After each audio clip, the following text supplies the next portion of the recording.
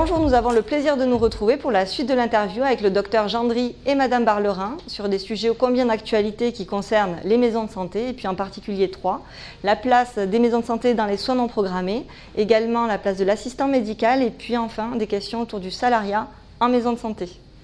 Première question, autour de la place de la maison de santé dans la prise en charge des soins non programmés. Alors avec la généralisation des services d'accès aux soins, est-ce que vous voyez un risque à ce que demain soit imposée aux maisons de santé une part plus importante de leur activité dans la prise en charge des soins non programmés? Et puis si c'est le cas, comment à votre sens cela va-t-il être accueilli par les professionnels? On doit répondre à une mission qui est celle de répondre aux besoins de nos patients, mais pas simplement les patients des médecins traitants de la maison de santé.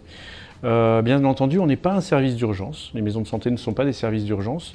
Nous ne sommes pas et nous n'avons pas vocation à être des établissements qui ne recevons que des soins non programmés parce que notre travail c'est de suivre en équipe des patients dans toute leur globalité, y compris quand ils se trouvent dans une situation aiguë. Mais notre gros job c'est quand même de prendre les gens, y compris dans leur pathologie chronique, y compris dans leur précarité, y compris dans leur grand âge. Mais par contre, nous avons à assumer ces soins non programmés qui sont une vraie problématique et nous devons prendre notre part du travail. Mais quelque part, l'accord conventionnel interprofessionnel ne met pas en place un modèle économique qui permet à ces maisons de santé de répondre favorablement à ces soins non programmés. On est basé sur un paiement à l'acte pour les médecins alors que derrière, on met en place une organisation pour la prise en charge de ces soins non programmés. Notamment avec l'infirmière d'équipe, qui est quand même un des dispositifs qui permettrait de déployer cet accès aux soins non programmés.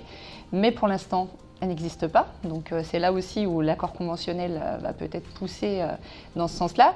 Et surtout, cet accès aux soins non programmés, nous on le voit aussi d'un œil pluriprofessionnel. Donc les maisons de santé sont bienvenues dans ce dispositif, mais attention à ne pas dégrader sur les autres missions justement de prise en charge des pathologies chroniques. Les soins non programmés, ça doit aussi faire partie du projet de santé de la maison de santé porté par l'équipe. Et donc du coup, les organisations qui sont mises en place, qui sont proposées, doivent aussi être acceptées, travaillées, organisées avec tous les professionnels de l'équipe.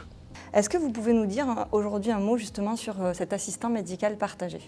Alors, jusqu'à présent, le système conventionnel fait qu'un assistant médical est rattaché à un seul médecin. Et donc du coup, avec un travail auprès de ce médecin, mais aussi, quelque part, l'assurance maladie donne des contraintes ou en tout cas des exigences d'augmentation, par exemple, de patientèle à ce médecin. Quand on travaille en équipe, quand on travaille avec une équipe de médecins, quelque part, il est logique de se partager aussi les contraintes. On se partage les plaisirs, mais on se partage aussi les contraintes. Et donc du coup, avoir un engagement personnel d'augmentation de la patientèle n'a pas de sens pour les médecins qui travaillent en maison de santé. Et on voit beaucoup de maisons de santé qui sont en position d'attente et d'évolution de la part des engagements.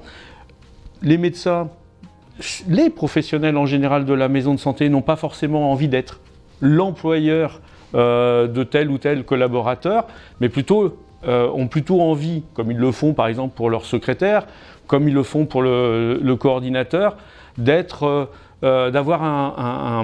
la possibilité que ce soit la structure qui salarie les collaborateurs. Et donc du coup, ces médecins verraient d'un bon œil que l'assistant médical soit un assistant de l'équipe médicale recruté par le groupe et non pas avec des contraintes qui portent sur le groupe et pas des contraintes qui portent sur tel ou tel individu. Merci beaucoup. Et puis une autre question aussi qui peut être épineuse, c'est le salariat en maison de santé. On a vu qu'il y a eu de nombreuses évolutions. On a eu enfin les textes qui permettent vraiment de déployer le salariat des professionnels de santé en maison de santé. Aujourd'hui, quel est votre retour sur le terrain et puis les enjeux selon vous de ce type de projet, c'est-à-dire des maisons de santé qui vont se lancer dans le salariat de professionnels de santé? Beaucoup de réticence pour l'instant, parce que c'est quand même pour nous, c'est aussi quelque chose de nouveau. Être employeur personnes qui vont être effectueurs de soins, ça c'est beaucoup plus compliqué. Et puis, ça impose au sein de la structure juridique de la CISA d'avoir cette réflexion partagée avec des membres qui vont être concernés, des membres qui seront moins concernés. Mais par contre, il y a besoin aussi de clarifier tout ce qui est en termes de risques, en termes de règlement intérieur. Il y a besoin de clarification. Et là aussi, comme on l'a dit pour l'émergence de projets de santé, il y a besoin d'accompagnement. Et quelque part, cet accompagnement, on voit bien que pour les maisons de santé qui y réfléchissent, c'est quelque chose sur lequel on n'est pas encore tout à fait opérationnel. Oui, des contrats types, on en a besoin pour aider les équipes à s'y retrouver, mais aussi, sans doute, aussi dans la gestion RH, il y a aussi beaucoup d'éléments d'accompagnement qui vont être nécessaires pour que l'équipe soit capable à la fois de gérer ses RH, mais aussi gérer aussi les honoraires qui vont avec. Ça aussi, c'est quelque chose, les centres de santé savent le faire, les maisons de santé savent peu le faire.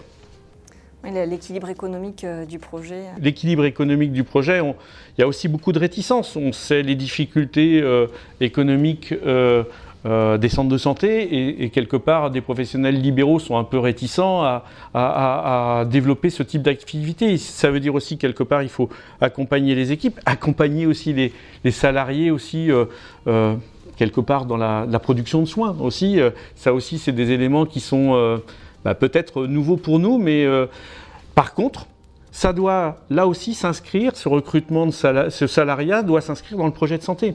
C'est évident qu'une équipe qui a des réticences doit travailler ce sujet avant de recruter tel ou tel professionnel. Ça doit être le fruit d'une réflexion commune, partagée, et qui va aussi permettre d'accueillir un professionnel salarié dans de bonnes conditions.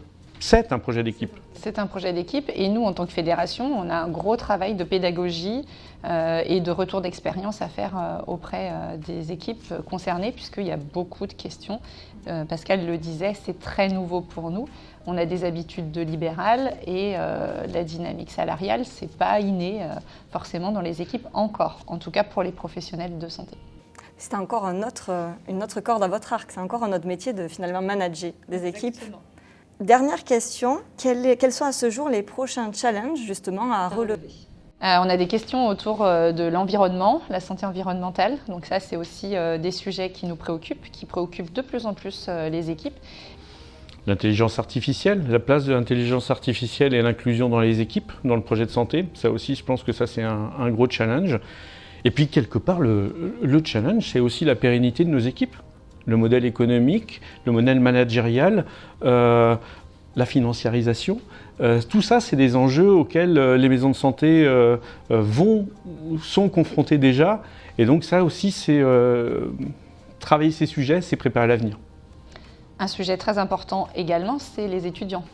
Les jeunes qui doivent arriver sur le marché, si on peut dire ça comme ça, doivent être formés à l'exercice pluriprofessionnel. Et ça, c'est aussi un des axes qu'Avec Santé porte, notamment autour de la maison de santé qui serait lieu de stage pluriprofessionnel.